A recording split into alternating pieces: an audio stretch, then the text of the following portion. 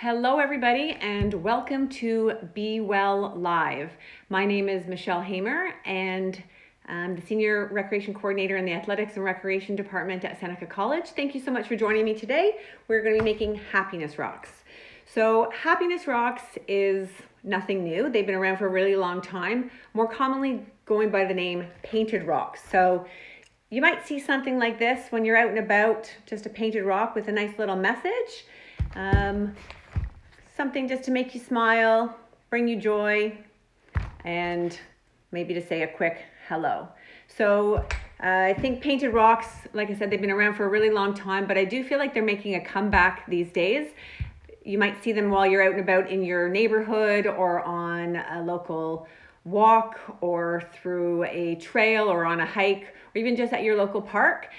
A lot of people are finding rocks and decorating them and then leaving them for other people to find and to see and just to bring you a smile. So today we're going to make them, and I'm going to show you a couple different techniques on how to make painted rocks or happiness rocks. So a couple different things that you can use to make your painted rock. So the first thing that you probably will need is paint. So paint, I just got this paint at my local dollar store. So not a lot of colors left. I feel like everyone has moved on from baking to crafting. So the craft aisle is a little bit low at my local dollar store, and I visited a few different dollar stores. So I picked up all the paint at my local dollar store that I can find. And you're also going to need paintbrushes. Again, this is just a good dollar store item that you can find. Of course, you can find all these things as well at Michael's, Walmart, Amazon, anything like that. So you're going to need paintbrushes, and you're also going to need water. Water you will use to clean your paintbrushes and in between colors. And then I just use some paper towel just to dab my paintbrushes, get off the extra color, extra water in between when I'm using my colors.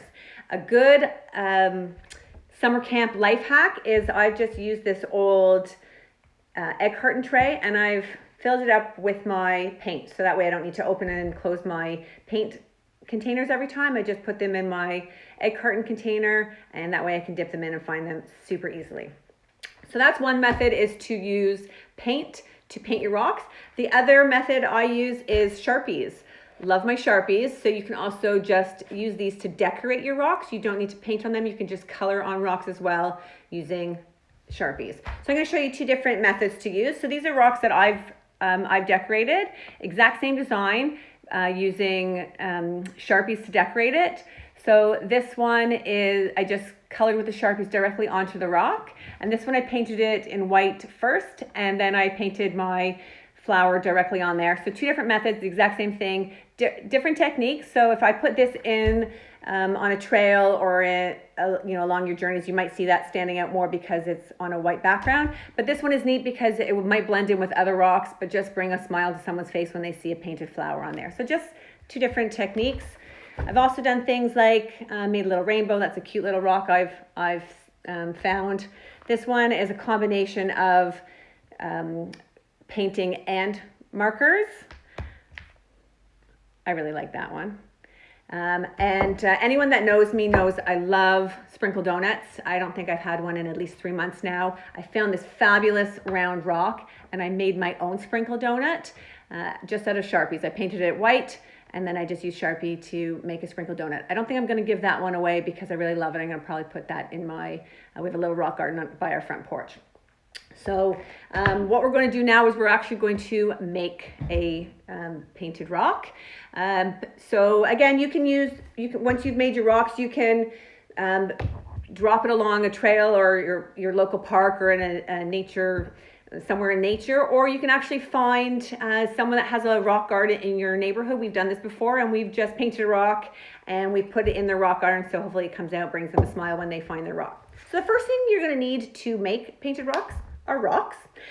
So once you're out and about walking through a local trail or even in your neighborhood, take a look down and you might be surprised what you find, just some rocks. So what you're trying to find are rocks that are flat and have a smooth surface. So that'll be the easiest thing to paint on or to color on. So once you've collected all your rocks, bring them home, and what you need to do is wash them really well. They've been outside in dirt and whatever else in the rain, so you're going to wash them really well and dry them.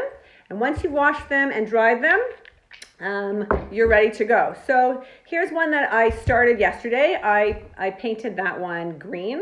I like this one because it looks like a heart. I don't know if you can see that.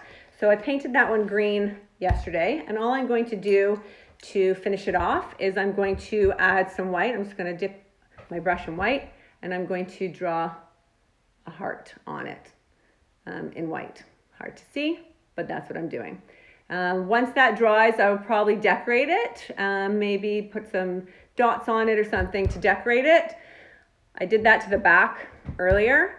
What I like about doing sometimes is two-sided rocks, because then you can decorate both sides either the same or different.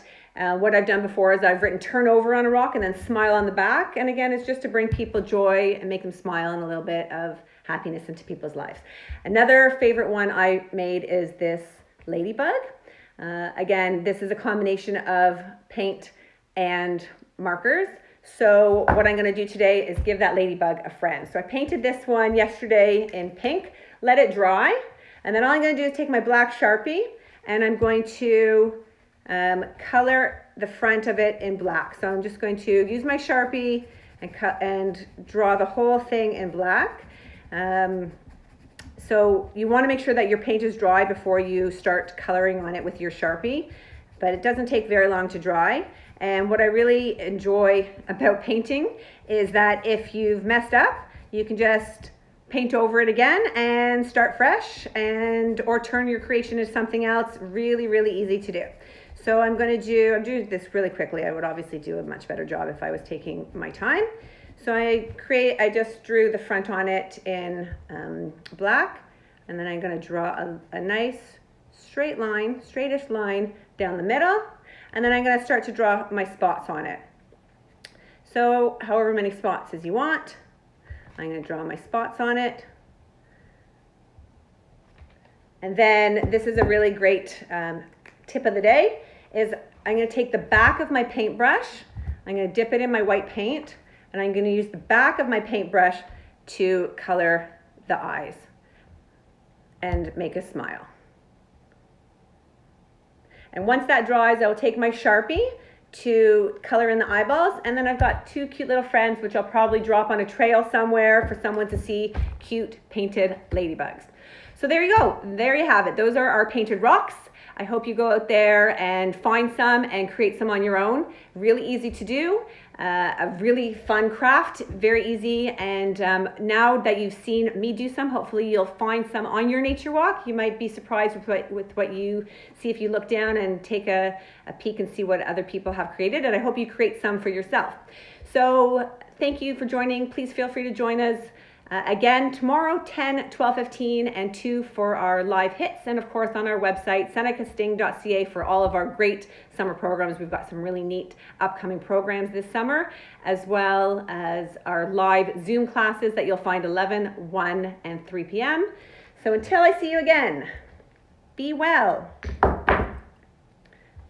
be safe, and of course, be healthy. Thanks for joining me. Have a great afternoon.